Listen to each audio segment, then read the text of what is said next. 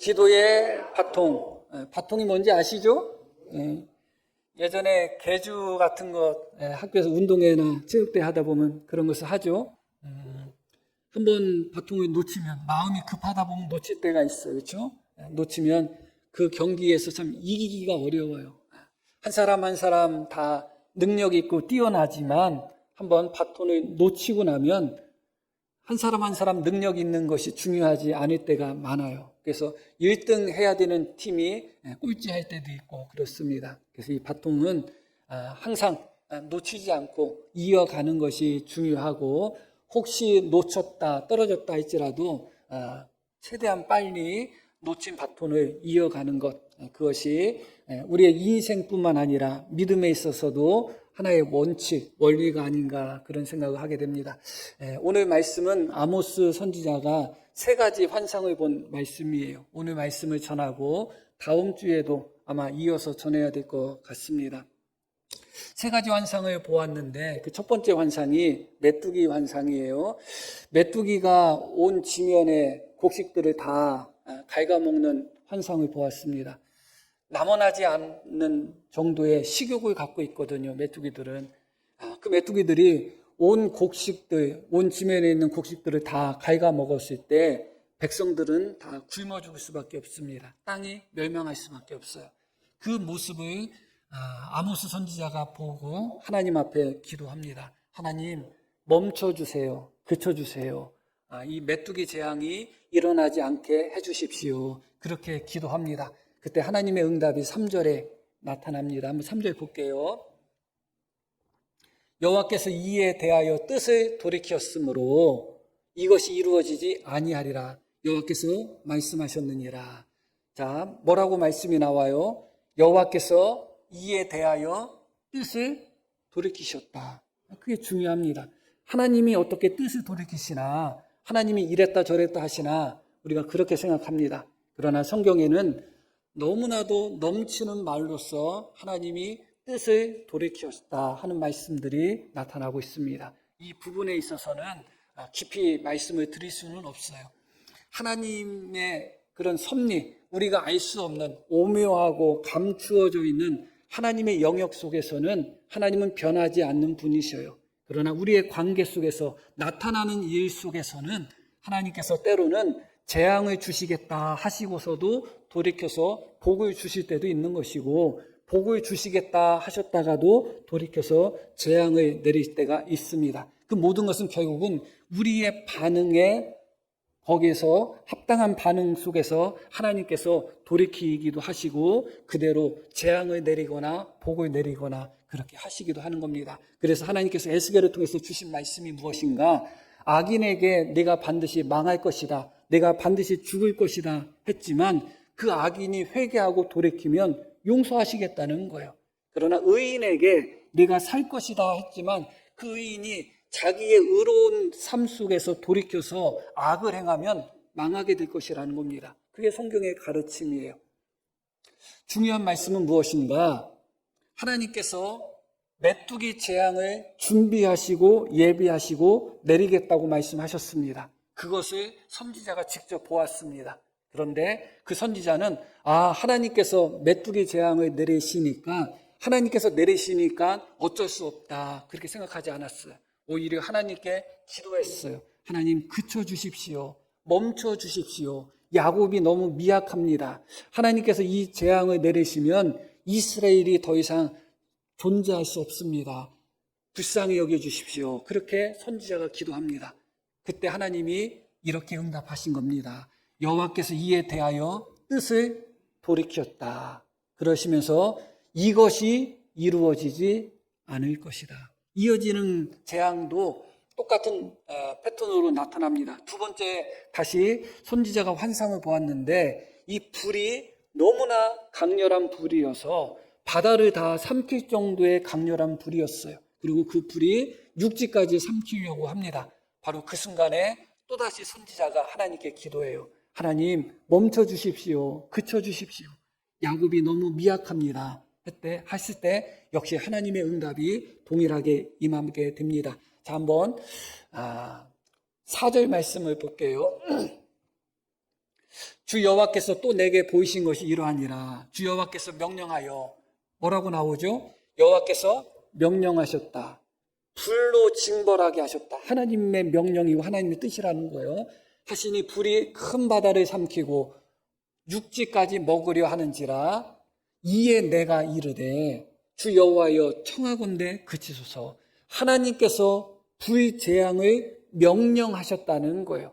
그럼에도 불구하고 선지자는 하나님께 그치소서, 멈추소서, 야곱이 미약하오니 어떻게 서리까 하며 기도합니다. 이어지는 말씀도 6절 또 함께 읽겠습니다. 주 여호와께서 이에 대하여 뜻을 돌이켜 주 여호와께서 이르시되 이것도 이루지 아니하리라 하시니라.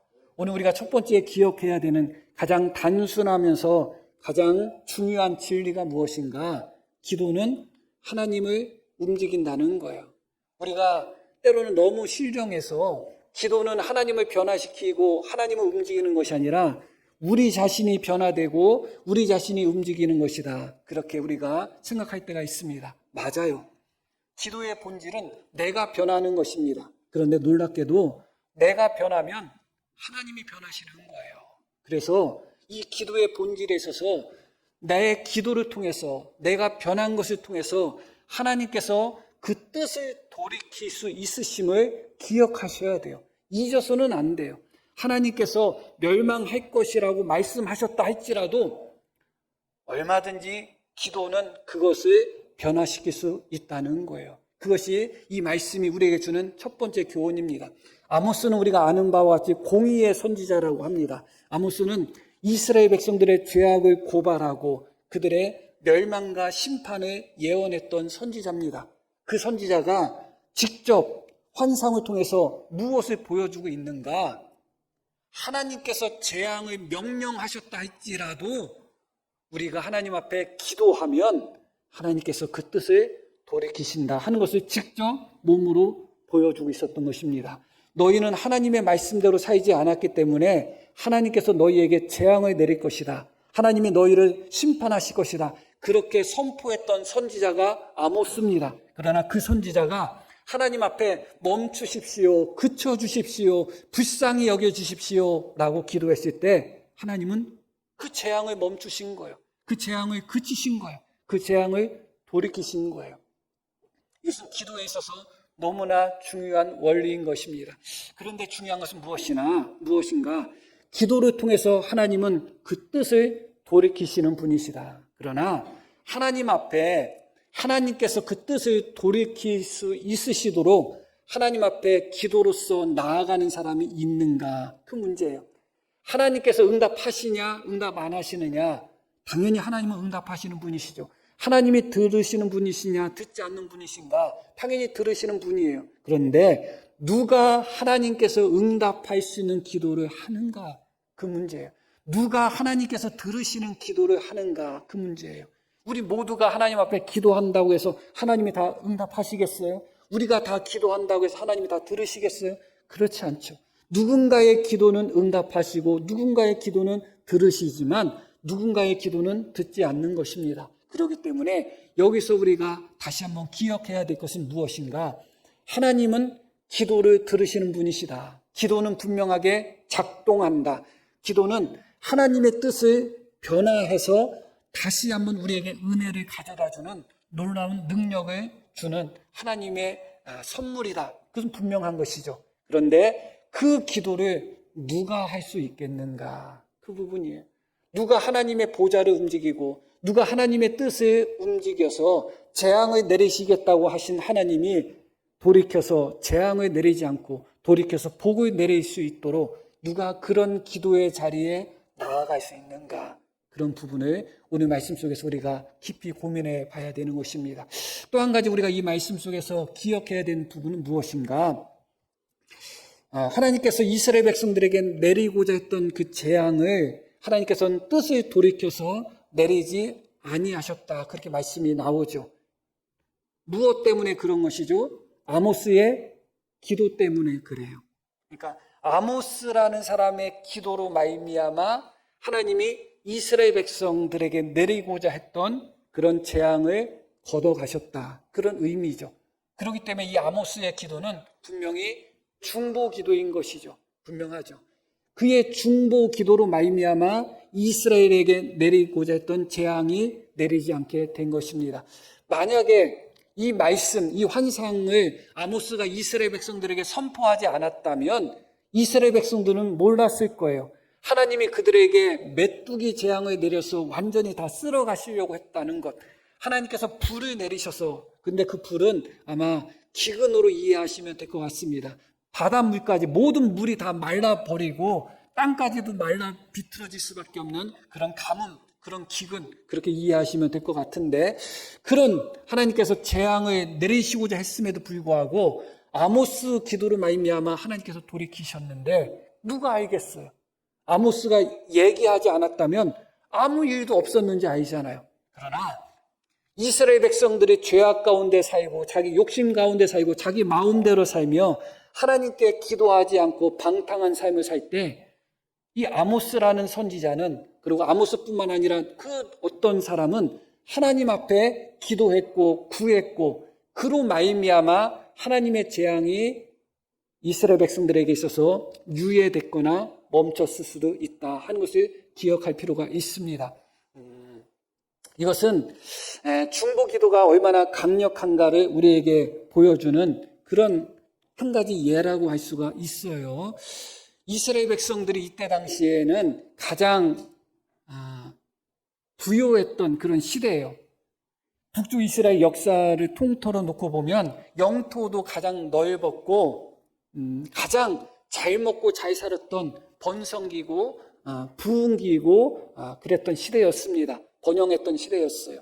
그들은 그런 부흥과 그런 번영이 자기들의 능력과 자기들의 힘으로 말미암아 이루어졌다고 생각했겠죠. 그러나 자기들은 그 부흥을 누리고 그 번성을 누리고 그 열매의 달콤함에 빠져서 온갖 방탕함과 온갖 쾌락 가운데 살아갈 때 그것으로 말미암아 하나님의 진노의 잔이 부어지려고 하는 순간에 누군가가 하나님 그 진노의 잔에 붓지 마십시오 하며 하나님의 진노의 잔을 붙들었던 사람이 있었던 거죠. 그 중에 한 명이 오늘 말씀 속에서 아모스 선지자였던 것입니다. 다 우리는 내 공로로 이 땅을 평안하게 살아가고 있는 것은 아닙니다. 내 수고로, 내 땀방울로만 이 땅을 살아가는 것은 아니에요.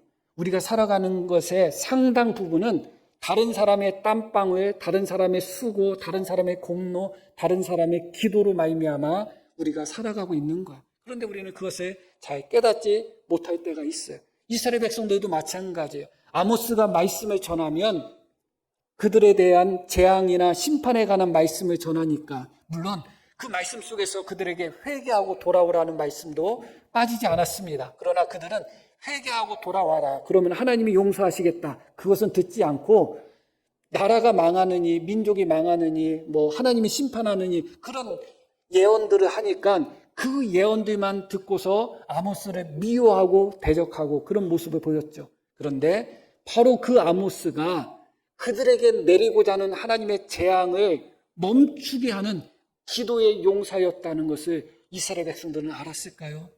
몰랐겠죠. 지금 이 순간도 마찬가지입니다. 누군가는 하나님의 진노의 잔이 쏟아지지 않도록 기도로서 하나님의 진노의 잔을 붙드는 사람이 있는 거예요.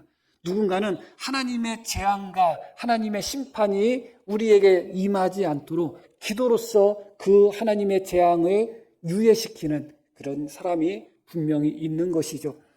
예수님께서 겟세마네 동산에서 기도하실 때 3명의 제자들만 선택하고 가셨다는 것, 그것을 기억할 필요가 있어요. 가룟 유다는 뭐 예수님을 팔아먹기 위해서 그 자리에 없었고 나머지 11명의 제자들이 있었잖아요. 그런데 11명의 제자들 중에 딱 3명만 선택하셨어요.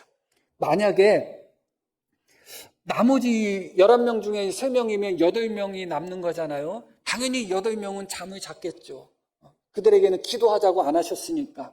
그런데 나머지 3명이 그 밤에 시험에 들지 않게 깨어 기도하라고 하신 주님의 말씀에 따라서 그 3사람이 기도했다면 그 기도의 효력과 역사가 3사람에게만 나타났을까요? 너희 3사람만 기도했으니까 나머지 8명은 상관없어. 그게 아니에요. 하나님은, 예수님은 11명 중에 3명을 뽑으신 거예요. 너희가 나머지 8명을 대신해서 너희가 기도의 자리에 서야 된다는 거예요. 그 3사람이 기도의 자리만 잘 지켰다면 그 3사람들 뿐만 아니라 그날 밤에 잠을 잤던 나머지 제자들도 우리가 생각하는 것과 다른 방향으로 그 시험에서 이기지 않았을까, 그렇게 생각하게 되는 것이죠. 이제 큰아들이 이제 제대할 때가 이제 며칠 안 남았는데, 그놈이 가끔 가다가 장난으로다가 카톡을 보내는데, 나 때문에 안전한겨? 내가 지키고 있으니까. 그러면서 자기가 나라를 지켜가지고 지금 우리가 안전하다고 하고 있어요. 맞는 말이기도 하고, 그렇죠. 어떻게 보면. 모두 다 군인이 될 필요는 없잖아요. 그러나 군인이 있으니까 나라가 지켜지는 거잖아요. 모두 다 경찰이 될 필요는 없잖아요. 그러나 경찰이 있으니까 치안이 유지가 되는 것이잖아요. 기도는 모든 성도가 다 나가는 것이, 기도의 자리에 나가는 것이 좋기는 합니다. 그게 옳습니다. 그러나 때로는 하나님께서 특별한 그 누군가를 선택하시고 그로 하여금 공동체의 기도의 십자가를 무겁게 짊어지게 한 자들이 있는 거예요. 그 중에 한 사람이 바로 아모스였던 것이고, 그가 외치기는 재앙을 외치고 심판을 외쳤지만 하나님을 향해서는 멈춰 주십시오. 재앙을 멈춰 주십시오. 심판을 멈춰 주십시오. 그렇게 기도하면서 도리어 하나님의 재앙을 유보시키고 하나님의 재앙을 늦추는 그런 자리에 서 있었다는 것. 이스라엘 백성들은 그것을 깨닫지 못했을 것입니다. 외칠 때마다 심판을 외치니까 저 선지자는 우리가 심판받았으면 좋아하나? 외칠 때마다 하나님의 징계를 외치니까 저 선지자는 우리가 징계받는 거 좋아하나? 그렇게 생각했겠지만 하나님의 징계와 심판을 외쳤던, 백성들에게 외쳤던 아모스는 하나님을 향해서는 멈춰 주십시오, 멈춰 주십시오 외쳤고, 하나님께서 그래, 내가 너의 기도를 들어서 내가 뜻을 돌이키겠다, 그렇게 말씀하고 계신 것이죠. 그런 후에 이제 3번째 환상이 나옵니다. 그것은 다림줄 환상인데, 다림줄이 무엇인가 하면 건축을 할 때 납 같은 쇳덩어리를 이렇게 달아가지고 끈에 달아서 수직을 보는 그런 건축 그런 도구가 다림줄이 되는 겁니다. 그래서 다림줄을 이렇게 내려서 수직이 잘 맞나, 제대로 그 건물이 또 담이 쌓아졌나, 그것을 확인할 때 사용하는 것이 바로 다림줄이다. 그런데 아모스가 환상을 보았는데 하나님이 그 다림줄을 가지고 있는 거예요. 자, 한번 7절 말씀 볼게요. 또 내게 보이신 것이 이러하니라. 다림줄을 가지고 쌓은 담 곁에 주께서 손에 다림줄을 잡고 서셨더니, 주님께서 손에 다림줄을 잡고 서셨다. 이어지는 말씀. 여호와께서 내게 이르시되 아모스야 네가 무엇을 보느냐? 내가 대답하되 다림줄이다. 주께서 이르시되, 우리 함께 읽겠어요. 내가 다림줄을 내 백성 이스라엘 가운데 두고 다시는 용서하지 아니하리니. 너무나 무서운 말씀을 하시는 거예요. 앞에 2번의 환상 속에서, 그 재앙 속에서는 아모스가 용서해 주세요, 그쳐 주세요 했더니 하나님이 알았다, 내가 이 재앙을 내리지 않겠다고 뜻을 돌이키셨는데, 다림줄을 가지고 계시는 이 3번째 환상 속에서는 하나님이 뭐라고 말씀하시는가? 내가 다림줄을 이스라엘 백성 가운데 두겠다. 그리고 다시는 용서하지 않겠다. 그렇게 말씀하시는 거예요.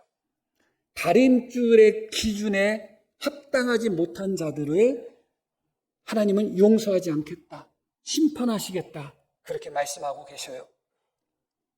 이 다림줄은 하나님의 기준, 하나님의 공의, 하나님의 율법을 의미하고 있습니다.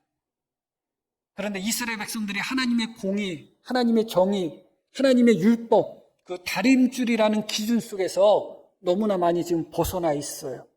하나님께서 그 다림줄을 내리시고 내가 기울어져 있는, 삐뚤어져 있는 이스라엘 백성들을 다시는 용서하지 않겠다, 그렇게 말씀하는 거예요.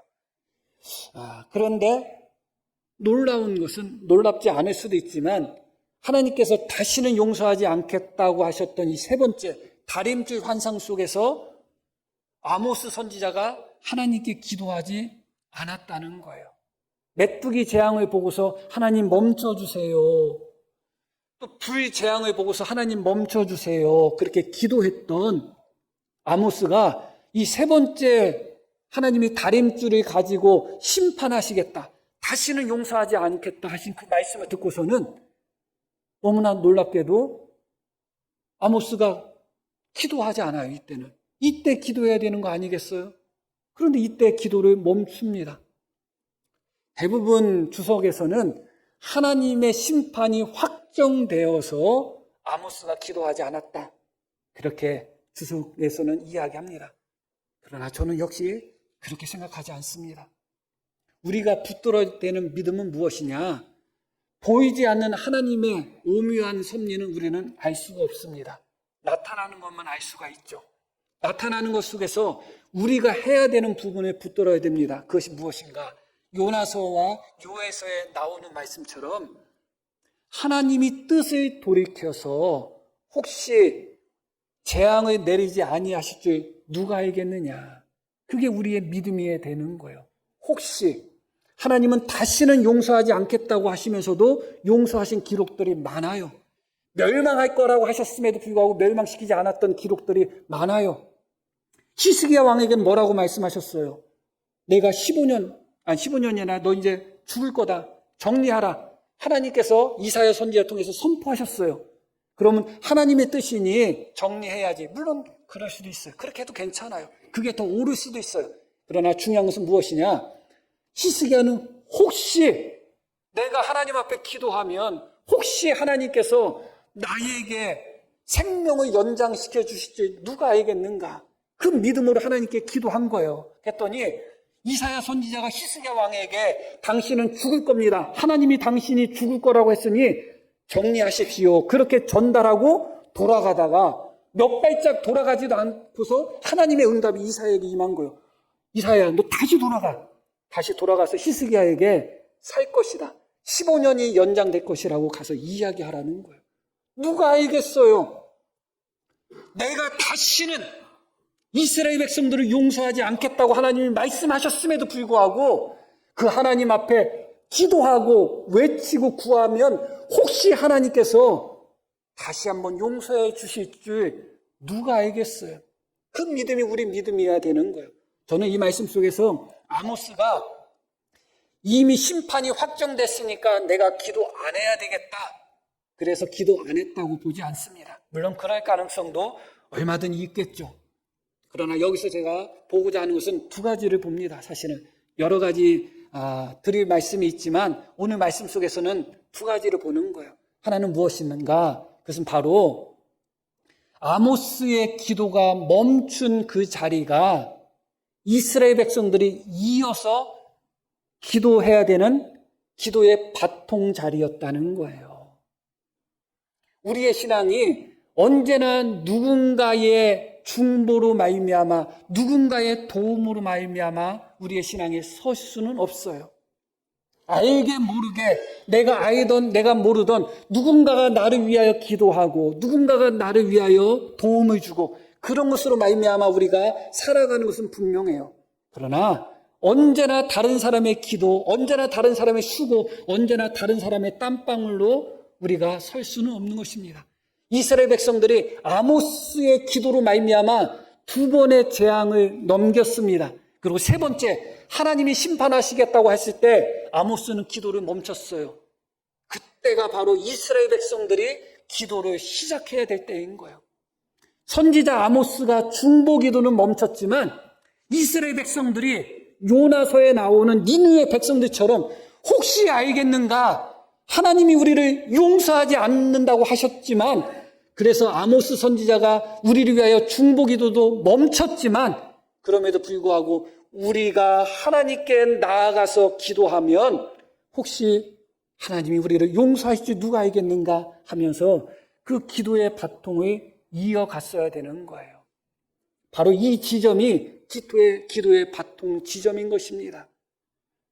누군가의 기도가 멈추는 순간 그 기도는 또 다른 누군가에 의해서 바톤 터치가 이루어져야 되는 기도인 거예요. 포기해야 되는 기도가 아니라, 내려놔야 되는 기도가 아니라 누군가가 그것을 이어받아야 되는 거예요. 이스라엘 백성들, 자기 자신들에 대한 심판이고 자기 자신들에 대한 하나님의 징계 아니겠어요? 그러면 결국은 누가 그것을 이어가야 되겠어요? 누가 이어가야 되겠어요? 자식이 아파서 열이 막 나왔는데 옆에서 이제 부모가 잠도 안 자고 막 물수건으로 열을 내려준다고 생각해 보셔요. 그런데 잠도 안 자고 그렇게 하다가 자. 끝까지 잠도 안 자고 좀 간호해줬으면 좋겠는데, 그런데 내 몸은 막 지금 계속 불덩어리여. 물수건을 갈아야 돼. 그러면 내 몸이 불덩어리여도 누가 해야 돼요? 내가 해야 되겠죠. 내가 해야 되겠죠. 내 몸이니까. 이스라엘 백성들도 마찬가지예요. 선지자가 이 순간 이스라엘 백성들을 위한 중보 기도를 멈춘 순간 당사자인 심판을 받을 수밖에 없는, 하나님 앞에 용서받지 못하고 징계받을 수밖에 없는 이스라엘 백성들 자신들이 기도를 시작해야 되는 시점인 것이에요. 그러나 그들이 그렇게 했을까? 그러지 않았습니다.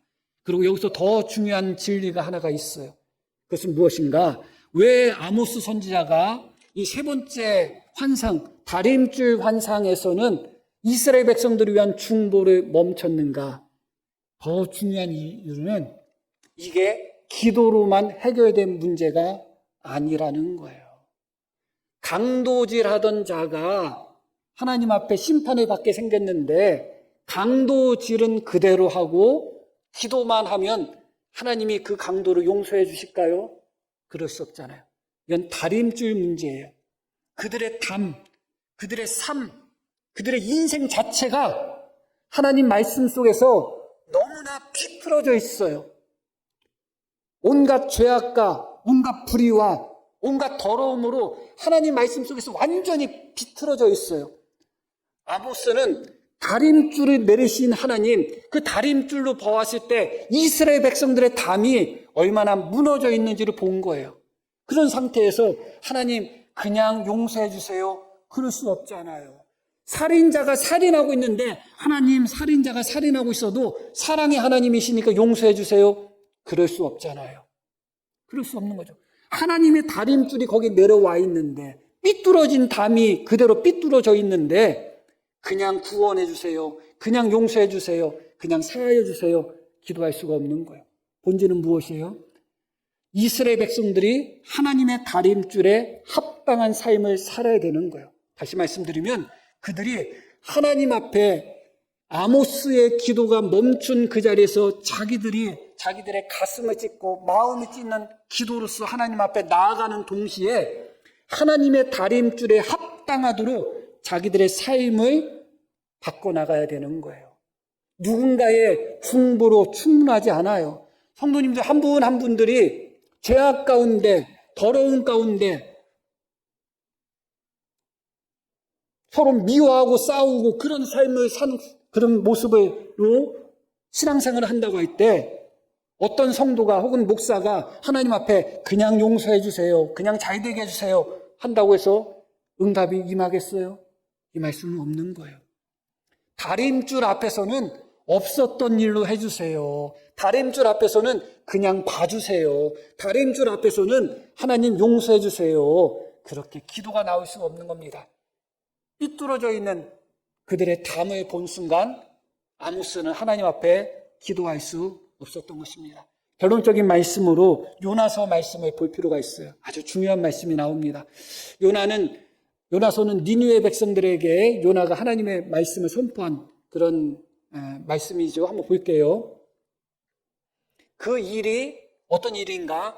요나가 니느웨 성에 가서 40일이 있으면 이 성이 무너질 것이라, 멸망할 것이라는 예언을 한 거예요. 선포를 한 거예요. 그 일이 니느웨 왕에게 들림에, 그 일이 들렸다는 얘기는 그 요나의 말씀 선포를 듣고 니느웨 백성들이 막 회개하는 거예요. 막 백성들이 막 회개하는, 하나님을 믿고 회개하는 그런 소식들이 누구에게 들렸다는 거예요? 왕에게 들렸다는 거예요. 그 일이 니네 왕에게 들림에 왕이 어떻게 했다? 보좌에서 일어나 왕복을 벗고 굵은 베옷을 입고 제위에 앉았다. 왕임에도 불구하고 백성들이 회개하는 모습을 보면서 백성들이 하면 되지, 그냥 놔둔 것이 아니라 왕 자신도 보좌에서 일어나 왕복을 벗고 굵은 베옷을 입고 제위에 앉았다. 계속 볼게요. 왕과 그의 대신들이, 그러니까 한 사람도 빠진 대상이 없어요.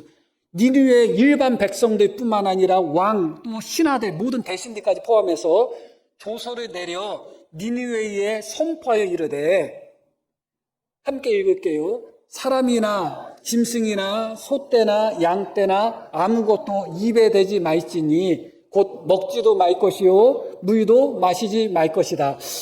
아주 엄청난 모습이 나옵니다. 회개하는데, 하나님 앞에 회개하고 기도하는데 사람뿐만 아니라 짐승들까지도 먹지도 말고 물도 마시지 말아라. 철저한 금식이죠. 이어지는 말씀도 계속 볼게요. 사람이든지, 함께 읽을게요. 짐승이든지 다 굵은 베옷을 입을 것이요. 야, 이건 뭐예요? 이거는 도대체 이해가 돼요? 짐승 그냥 하루 이틀 굶기는 거 그럴 수 있다 싶어요. 사람도 하루 이틀 금식하는 거 그럴 수 있다 싶은데, 사람뿐만 아니라 가축에게까지도 베옷을 입히라는 거예요. 집에 강아지 키우면 강아지한테도 베옷을 입히고, 송아지 키우면 송아지한테도 베옷을 입히라는 거예요. 이런 회개는 이스라엘 백성들에게 한 번도 없었던 회개예요. 너무나 놀랍죠. 너무나 놀라워요. 그러면서 힘써 하나님께 어떻게 하라? 부르짖을 것이다. 각기 악한 죄가 손으로 행한 강포에서 떠날 것이라. 자, 이어지는 말씀 볼게요. 하나님이 뜻을 돌이키셨다. 나오죠. 그 다음에 나오는 말씀 뭐냐? 하나님이 뜻을 돌이키시고 그 진노를 그치실지 우리가 멸망하지 않게 하시리라. 그렇지 않을 줄을 누가 알겠느냐 한지라. 이어지는 말씀 10절 함께 읽습니다. 하나님이 그들이 행한 것 곧 그 악한 길에서 돌이켜 떠난 것을 보시고 하나님이 뜻을 돌이키사 그들에게 내리라고 말씀하신 재앙을 내리지 아니하시니라. 자, 제가 요나 말씀을 왜 읽었을까요?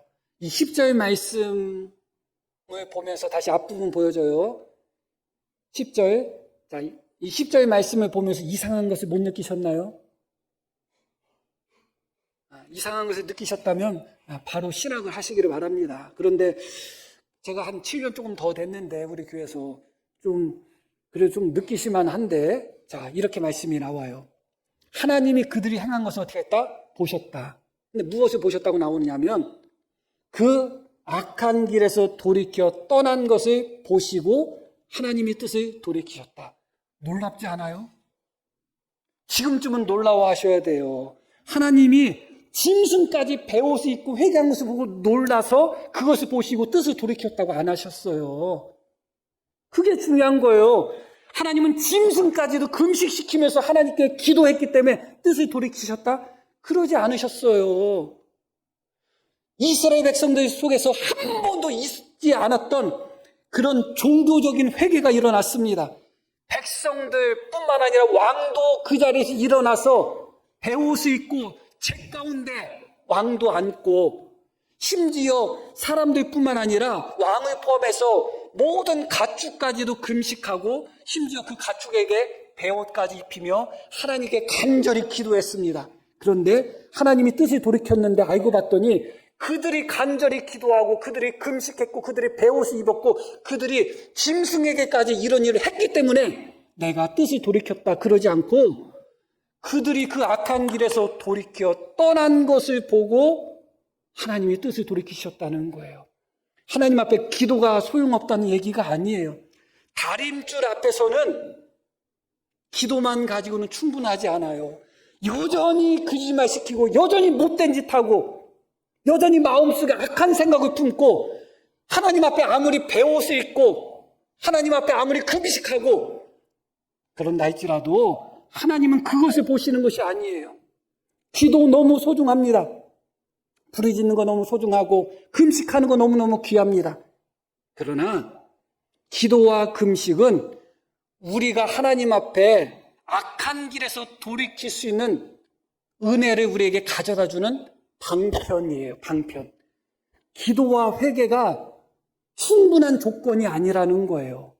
여전히 죄악 가운데 살면서, 여전히 더러운 가운데 살면서 기도하고 회개하고 금식하면 용서하신다? 그게 아니에요. 우리가 왜 여전히 죄악 가운데 살면서 돌이키지 못하나요? 어렵잖아요. 술 먹는 분들 중에 술 못 끊는 분들 왜 못 끊으신가요? 어렵잖아요. 안 끊어지잖아요. 담배 피우시는 분들 담배 끊고 싶은데 왜 못 끊는가요? 어렵잖아요. 바람 피시는 분들 바람 피면서 왜 바람 피는 거 왜 그만두지 못하나요? 어렵잖아요. 어려워요. 우리가 죄악 가운데서 돌이키고 회개하는 것이 어려워요. 그때 하나님 앞에 부르짖고 금식하고 기도하면 하나님이 우리로 하여금 그 죄악에서 떠나는 삶을 살게 하시는 거예요. 이 두 가지가 함께 가야 돼요. 다림줄과 부르짖음이 함께 가야 돼요. 부르짖음도 있어야 되고 하나님의 다림줄에 합당한 삶도 있어야 돼요.